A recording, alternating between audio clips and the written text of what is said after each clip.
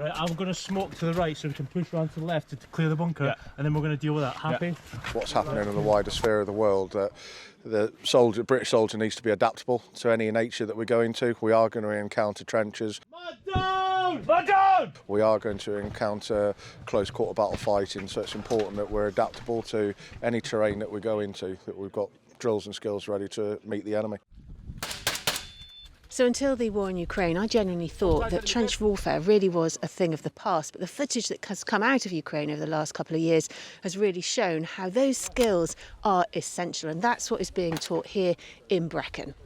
This is the Platoon Sergeant's battle course, where a week is spent focused on trench warfare. A lot of the instructors here they're experts in what we call close quarters combat. So that is, instead of fighting across open plains, that is down in the nitty-gritty, but that takes parallels from urban combat as well. So all these different lessons coming together to be utilised in the trench systems, fighting on close quarters. We've alluded to it and talked about it often about the FLOT and marking of the FLOT. FLOT stands for Forward Line of Own Troops. As a platoon commander, it's important that you understand where the FLOT is. This enables you then as a platoon commander to adjust the fire support so it's going in front of the troops and suppressing depth to enable those lead elements to close with and destroy the enemy. So the breaking's the hardest point.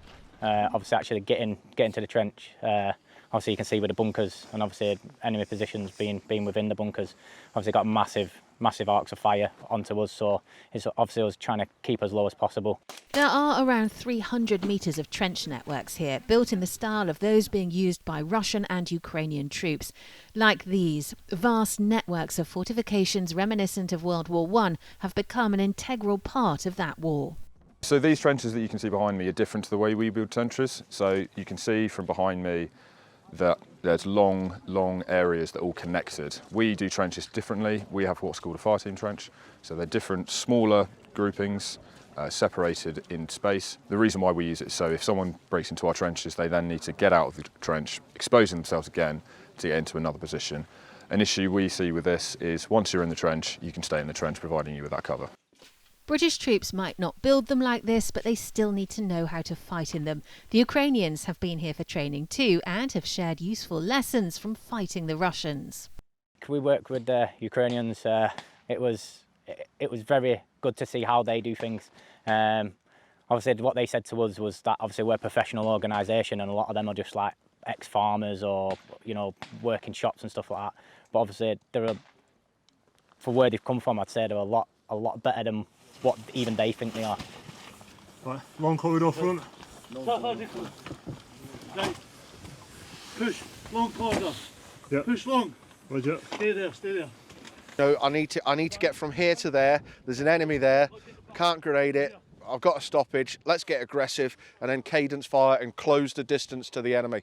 It needs to become a little bit more of a sort of taught drill and instinctive to us that we're going to do it.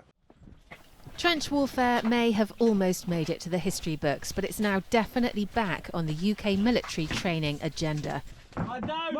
Claire Sadler, Forces News, Brecon. Thanks for watching. For more from Forces News, like and subscribe to our channel.